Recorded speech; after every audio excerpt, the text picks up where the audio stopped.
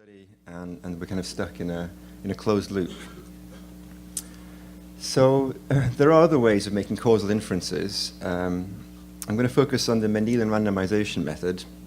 Just a quick hands up of who's heard of it before, and who kind of broadly knows how it works.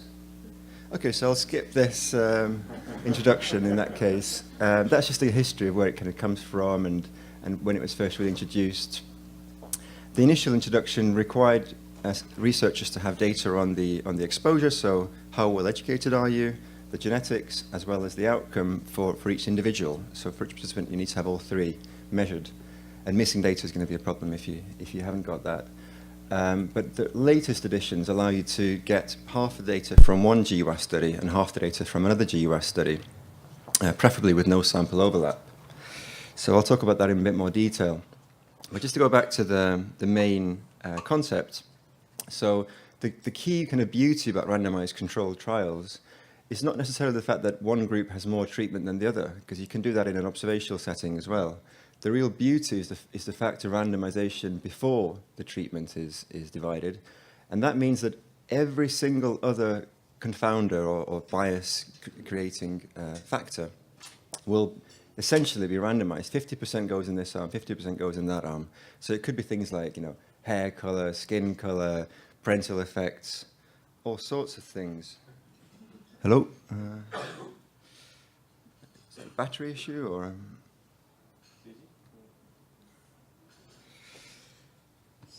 I'll just carry on talking whilst this comes on, if that's okay. So the beauty of trials is that all of the things that you can't measure will be randomized. And equally, if you think about confounders such as smoking, if you measure smoking as a binary variable, do you smoke or not, you're going to have measurement error in that covariate. And with randomized trial, that's eliminated as well, because all the kind of things about past history of smoking and how much you've actually smoked will equally get randomized in the two arms, provided that the two arms are large enough and the study is conducted properly. So trials really are beautiful because it eliminates worries about confounding from both unmeasured factors and factors you have measured with some measurement error. So those are very difficult to overcome in observational settings. So that will be case cohort studies or case control studies or cohort studies. But Mendelian randomization does get around it by the beauty of how gametes are formed when sperms are made and eggs are made and they come together. So the random assortments of all sorts of genetic material before one conceptus is made allows all sorts of risk factors and exposures to be divided equally between the two arms as well. And the general idea, as you know, is that because one arm of the study will have genetic markers, SNPs, that will cause them to experience more of an exposure, the other arm will not have that variance, which means that they will encounter less of the exposure. And then everything else is randomized equally between the two arms. So that's the kind of beauty of it. Now I kind of wish I'd printed off my slides as well.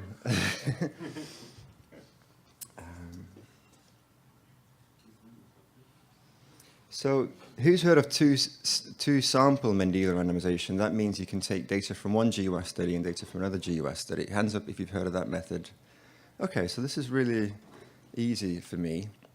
And essentially, the idea there is that you can do a large GWAS study to measure the association between your exposure of interest, so in this case education, and see which SNPs correlate with that exposure, and then get very precise estimates of the betas for each SNP and the exposure.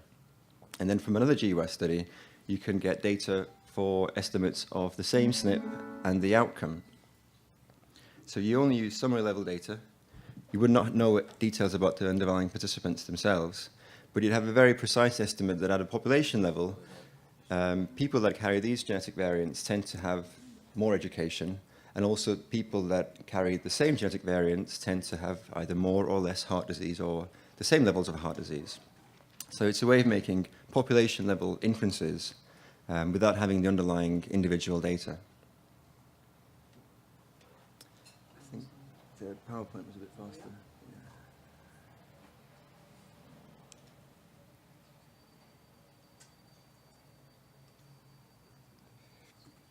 Beautiful, thanks.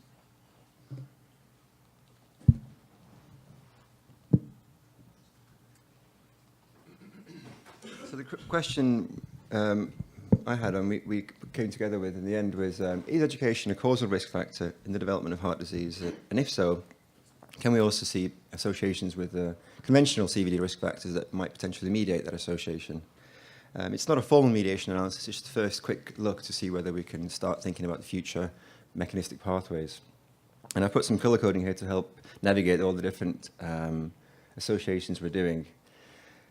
And then finally, a fourth point, can we look kind of in the reverse direction? Do those SNPs that associate with heart disease also predict educational outcomes in the reverse direction? So going back to this paper that everybody's talked about in every single presentation, I think, good old EA2, when we pulled the sample together, which was done, you can download this data automatically, then that's what the GWAS was provided data on 162 SNPs.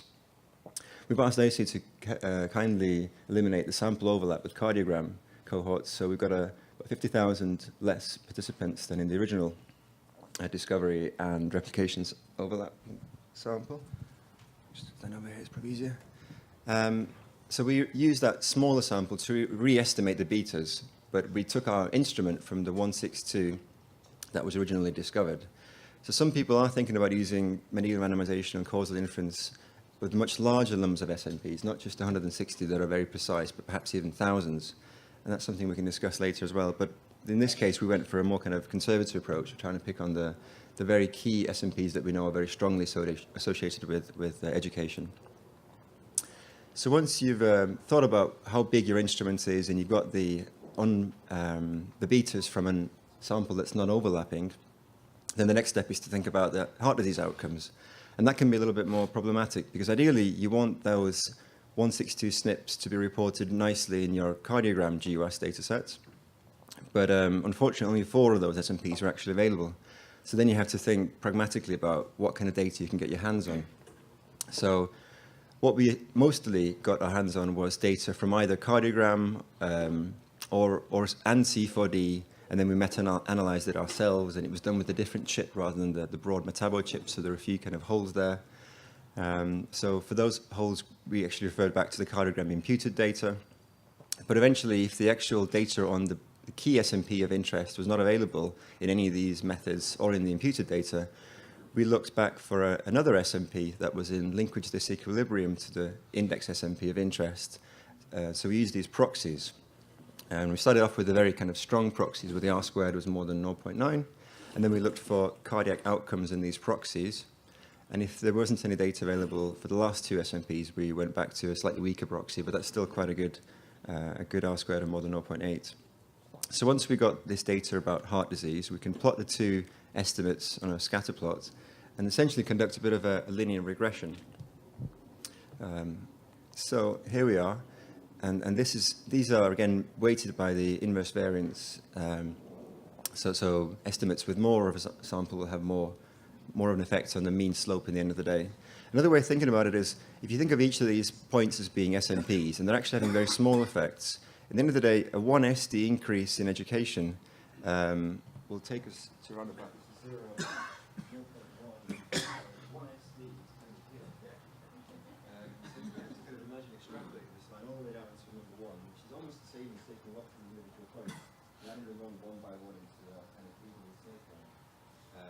But you have to still give the weighting so that the SNPs with the larger sample sizes have more of a weight than the SNPs with smaller sample sizes.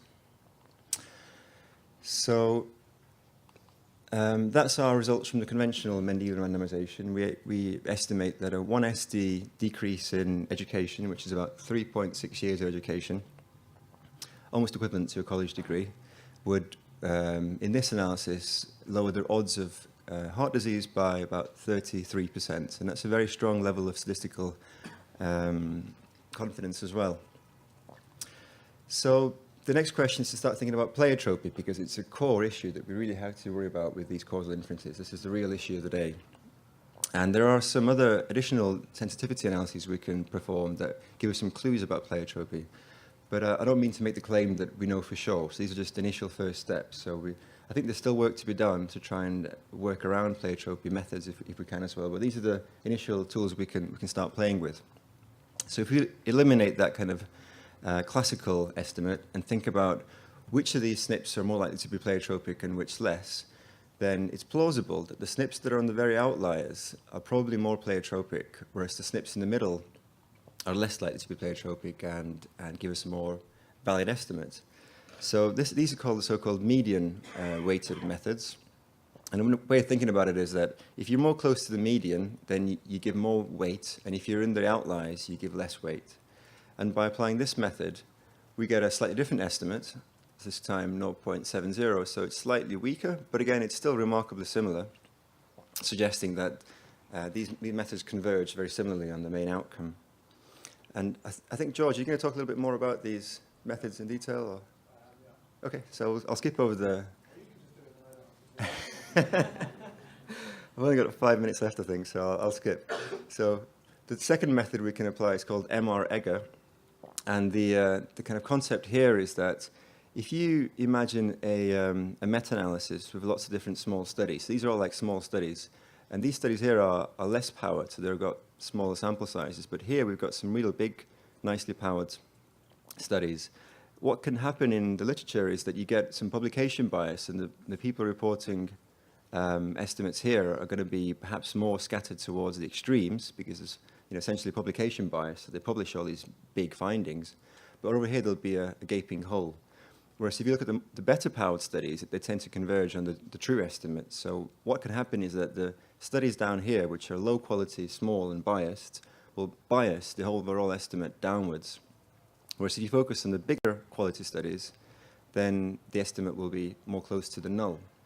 And these methods are very common in meta-analysis. Egger's method is one that we've applied here to this S&P case. And by kind of measuring that degree of difference, we can account for it and get an unbiased estimate. So in this example, the blue line would be the less biased MR-EGR estimates, and actually what we see is that they again converge very, very closely. If anything, the estimate becomes slightly larger. Another clue this can give us is that if the blue line crosses the intercept close to 0, that means that it hasn't detected much pleiotropy. There's not much pleiotropy going on that we can see from this method. But if the blue line crosses somewhere very, very high or somewhere very, very low, then that can indicate pleiotropy. So this MR-EGR method is less powerful, as you can see the wide confidence interval there. But again, the point estimate kind of seems to converge on the other two we've applied. Then we, just as a sensitivity check, used a slightly smaller instrument rather than the 162 from the combined discovery and replication. We went back to the original 74.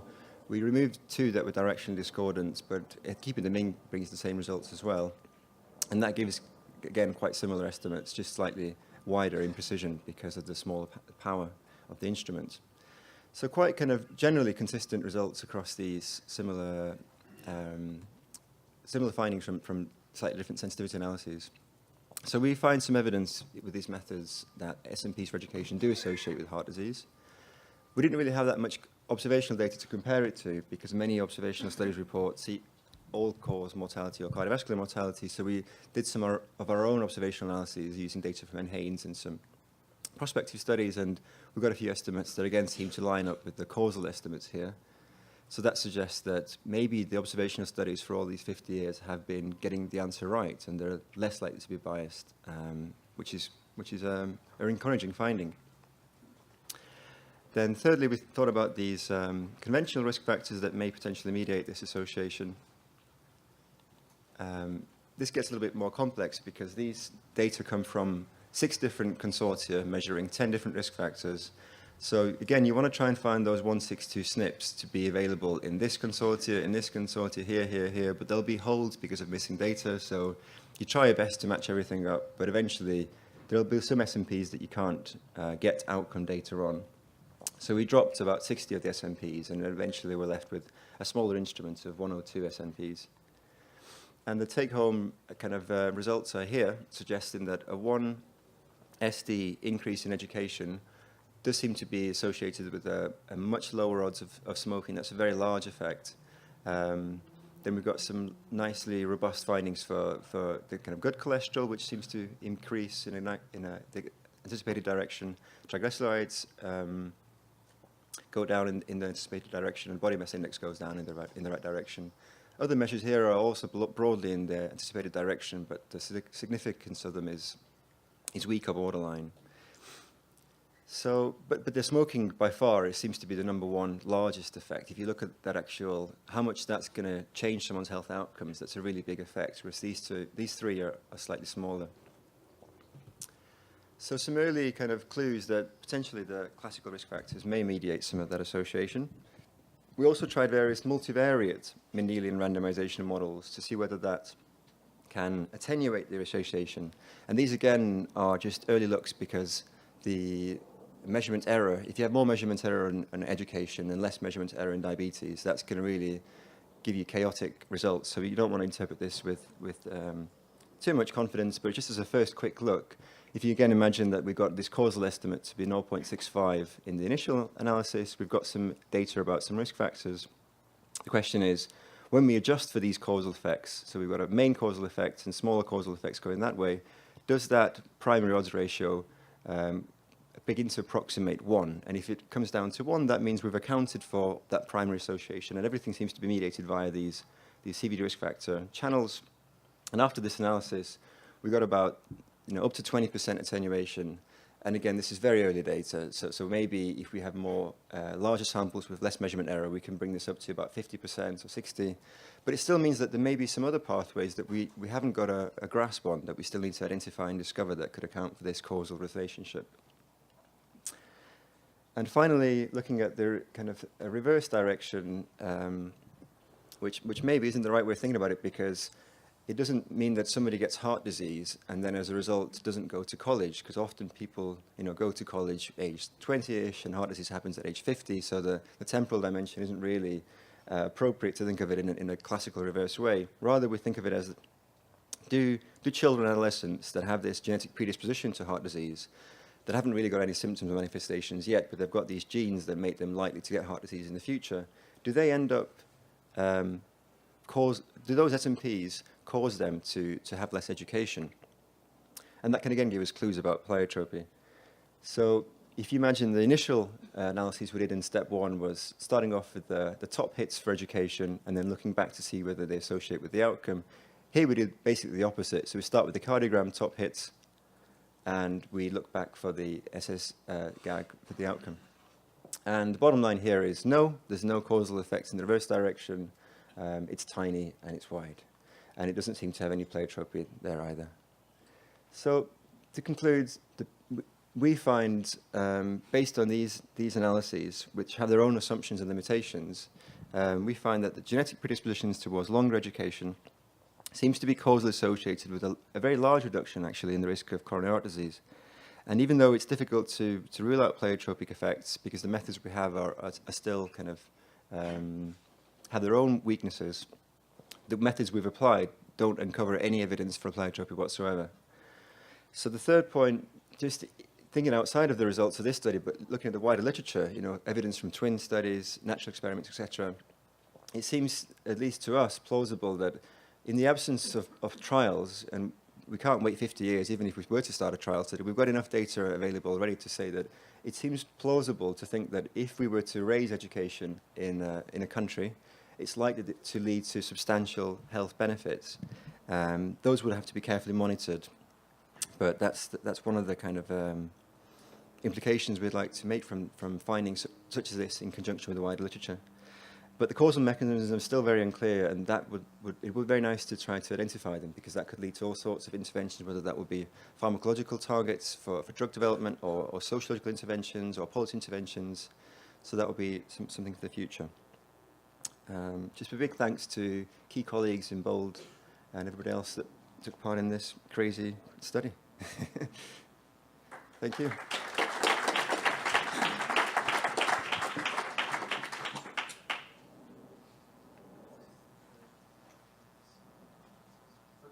The programme, which we're actually requesting time, and I'm very happy actually not to talk, because I'm more interested to hear people's questions and answers.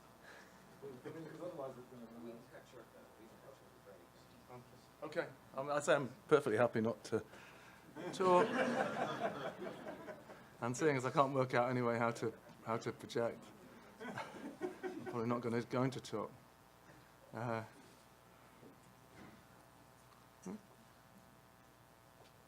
What's on there? Can't see it.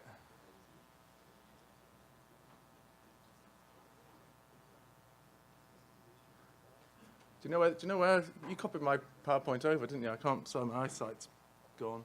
I can't see it. Yeah, that's me. Yeah. That's it. Yeah. Sorry. I found it. Sorry. That's me. Yeah. Shit. I shouldn't. That's the bad. You shouldn't actually label things. I didn't realise it was going to go onto the screen.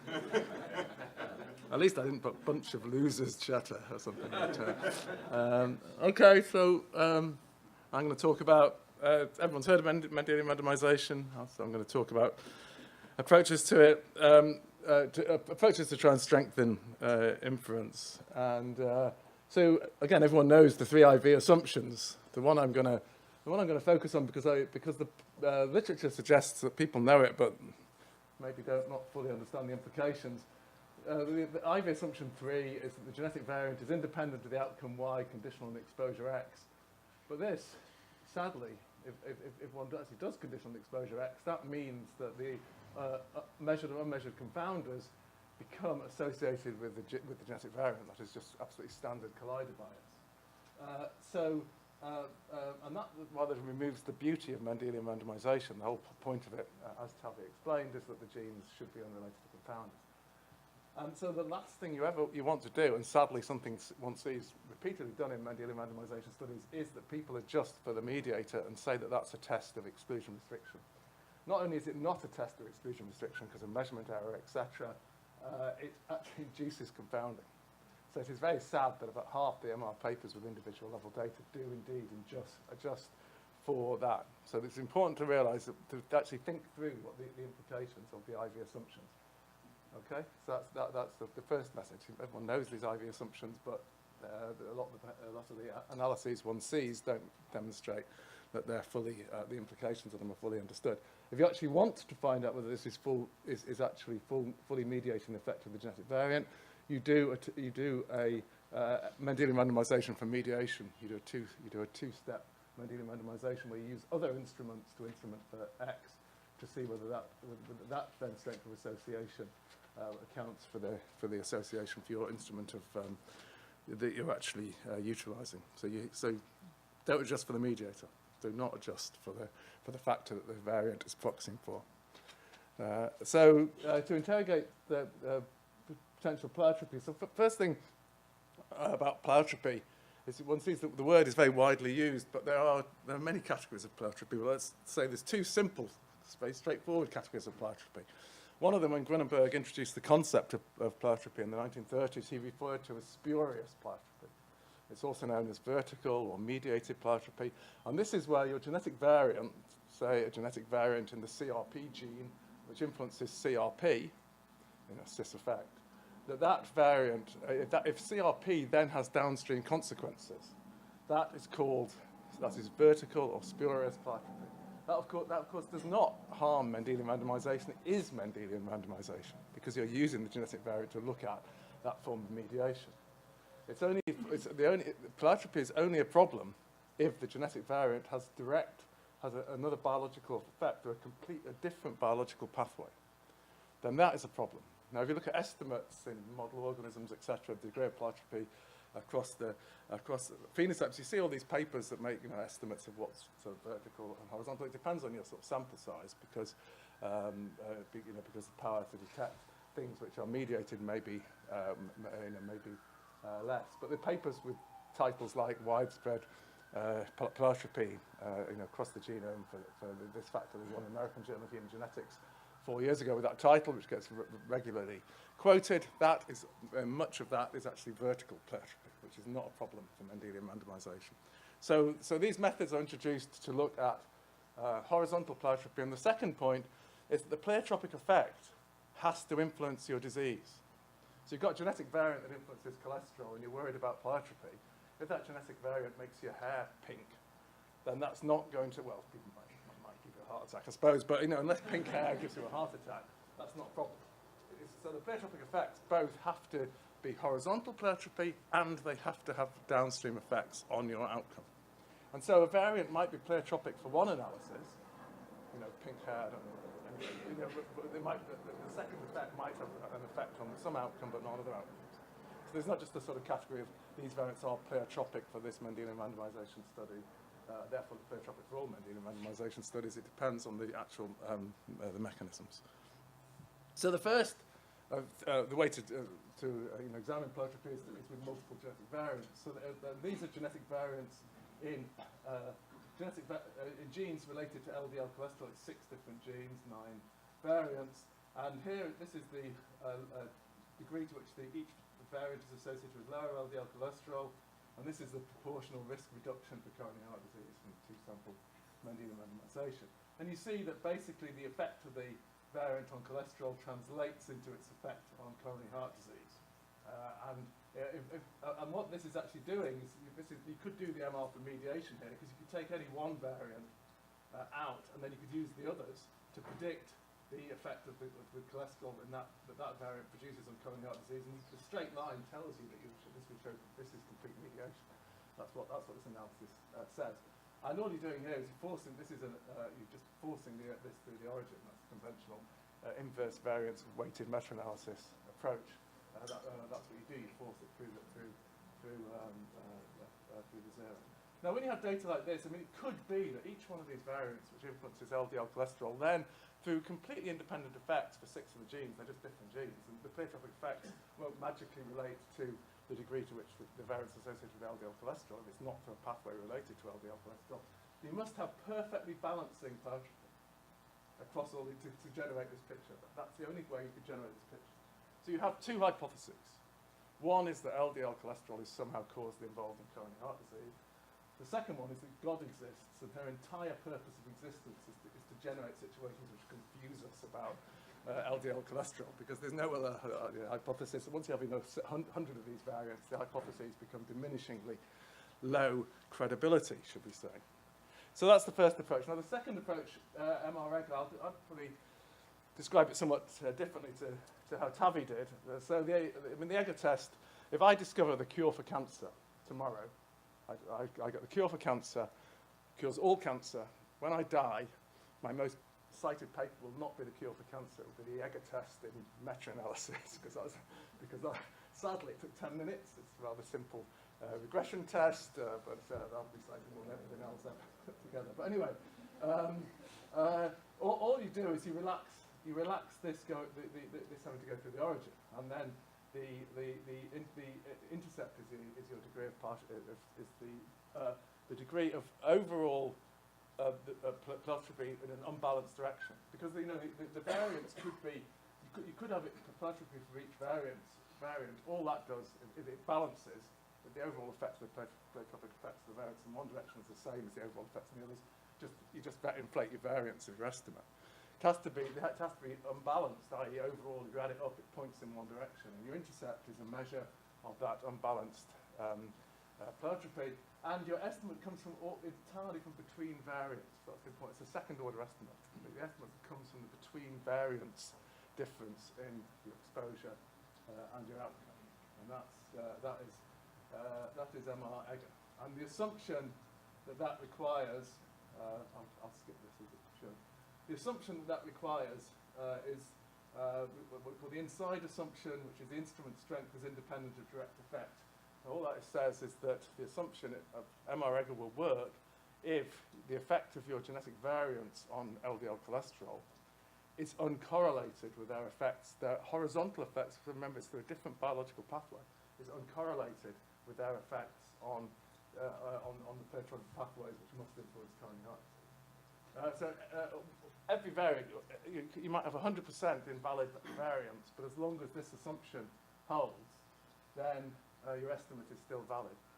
Situations where this assumption doesn't hold, the obvious ones are ones when you just simply misunderstand what is the primary phenotype related to that variant. So higher body mass index increases your C-reactive protein. Okay, we know that's the fact. So every genetic variant related to body mass index does relate to relates to C-reactive protein if you have a big enough sample. FTO is a genome-wide significant hit. It's like the 7th top hit for CRP, and GWAS is of CRP. Now, if you didn't realise that these variants influence BMI, then of course the effect of the variant related to BMI will then be absolutely proportional to the effect on CRP, because the CRP is being influenced by BMI. So if you simply misunderstand the variants, or what the primary phenotype of the variants are, then you violate the inside assumption. And probably that's probably the commonest situation with inside assumption violation, is that the variants are influencing something which is upstream of the factor you're taking to influence. So then, it works in situations where it should.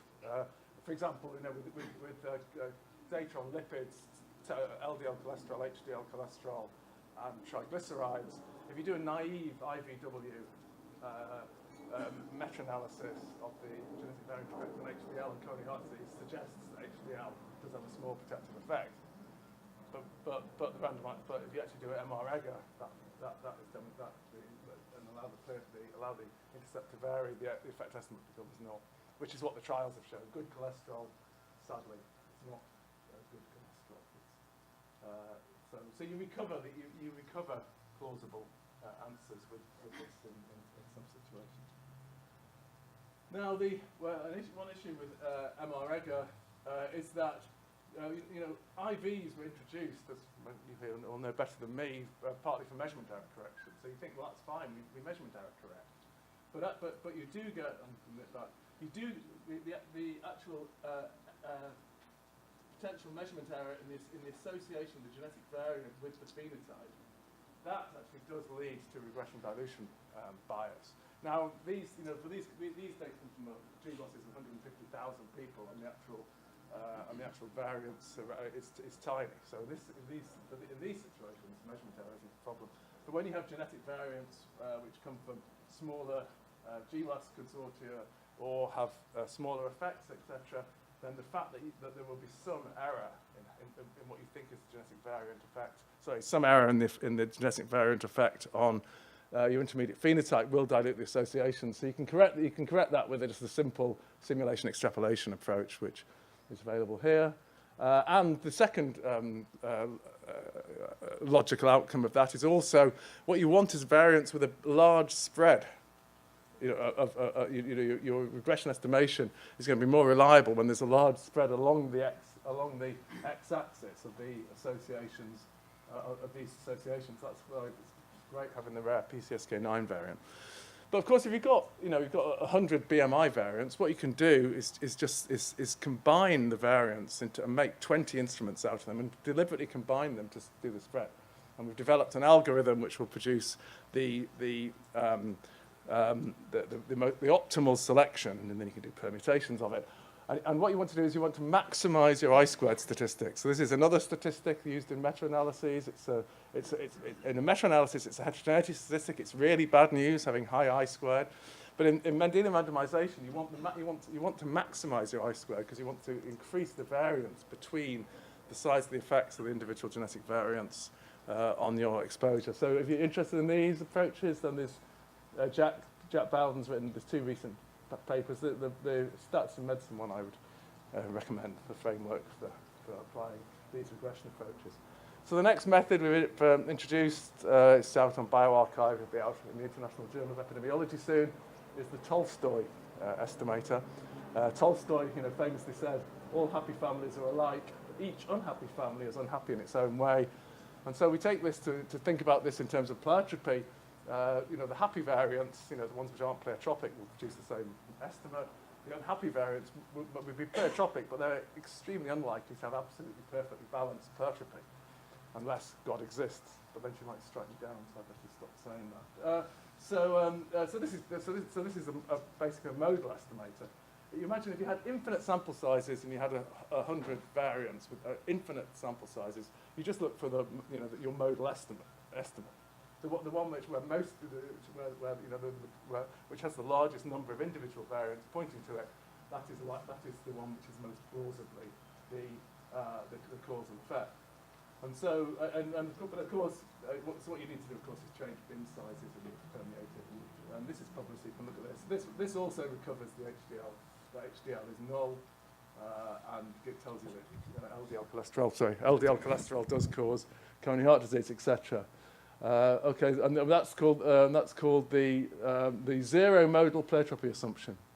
The ZEMPA. We love these acronyms, but we need an acronym for this one, so if anyone can come up with an acronym for the weighted median assumption. So there's different assumptions. It's completely independent assumption to the inside assumption that, and you know, a weighted median assumption is based on the intuition that if 51% of the variants are valid, then your median variant will be a valid estimator, but you can actually change that to if 50% of the weight in your analysis comes from valid instruments. So again, this is a different set of assumptions. Then I'll just finish with the final approach is to use interactions of the genetic variant with factors which modify its effect on your exposure of interest, because, again, the intuition here is that if the variant is pleiotropic, it will demonstrate those pleiotropic effects independently of the effect of its effect on the phenotype of interest if that's what you're trying to estimate. So it's better to give an example. So the example would be alcohol and coronary heart disease, or, I mean, there was this paper, got high blood pressure, have a drink or two. This is from one of the Harvard studies. I have got high blood pressure, and I quite like a drink or two, so I thought this sounds great news, you know, drinking to lower blood pressure. Is it true? And this paper came out a couple of weeks ago, got a huge amount of publicity in Britain, saying that, you know, drinking is good for you. Moderate drinking can lower risk of heart attacks. Drinking a pint of beer a day linked to reduced risk of heart attack. These are all UK newspapers. As you go down market, like the Daily Mail, you get cheers, and then right at the bottom of the market, you get drinking alcohol slashes risk of heart problems if you drink this much per week. And then if you that's the US version, you know, the time, what do you expect? Well, the sober approach. This is the Irish approach. Moderate drinking may be good for your heart, and even heavy drinking may lower your risk of heart attack. Fantastic. Cheers. So, is it true? Well, I'll have to go through this quickly because I've been waived the time. But in cartoon, I'll do it in cartoon form. I'll have to go through quickly. If you drink alcohol, it's metabolized by alcohol dehydrogenase to acetaldehyde, and that gives you the unpleasant effects of alcohol. So you get palpitations, you get flushing, you get headache, you get guilt. Actually, acetaldehyde doesn't cause the guilt, but anyway, that's then metabolized by acetaldehyde dehydrogenase to acetic acid. In East Asian populations, Vietnam and Korea and China and Japan, people carry a null variant, which is literally a null variant in this gene, which means you accumulate acetaldehyde when you drink. And if you're homozygous knockout, people simply cannot drink. And this is ages old now, but we've got now huge amounts of data on this. So amongst the men who are homozygous knockouts, they drink very little in these populations. The heterozygotes are drinking a moderate amount, and the homozygous wild type are drinking most. The women, though, don't drink. And these cultures, when these studies were done, the women were not drinking. So what this means is that amongst the women, the genetic variant is unrelated to alcohol, but should have the same pleiotropic effects. If it has pleiotropic effects, then it will have the same, which have nothing to do with alcohol, then it will have the same pleiotropic effects in the women and men, unless God exists and she's invented some sex-specific pleiotropy to balance this out. And so sadly, if you've got high blood pressure, don't drink. Take an ACE inhibitor and then drink. But don't, because what this shows is the null variant knockouts have considerably lower blood pressure. The interesting thing about this is this was not found in GWASs because this variant was not tagged in the GWAS chips that we then taken and used in East Asian populations. This is by far the largest single genetic variant effect on blood pressure, and it works entirely through the environment. So the largest genetic effect on blood pressure is entirely mediated by the environment. So that's interesting.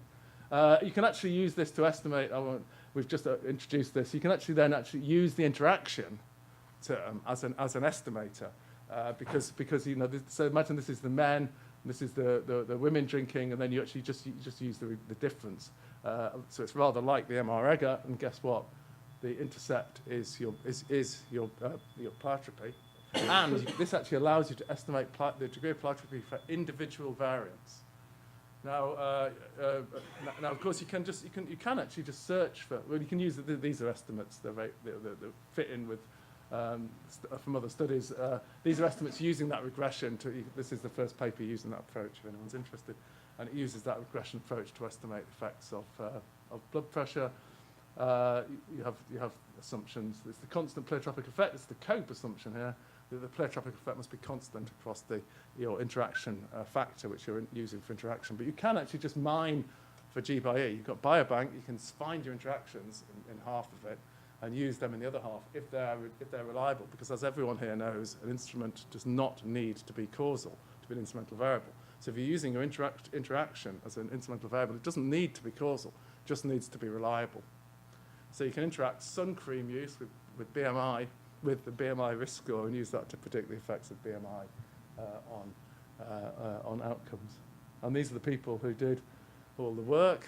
And if you want interested more in Mendelian randomization, there's a conference in sunny Bristol, officially the best town in the UK to live in between the 11th and 13th of July 2017.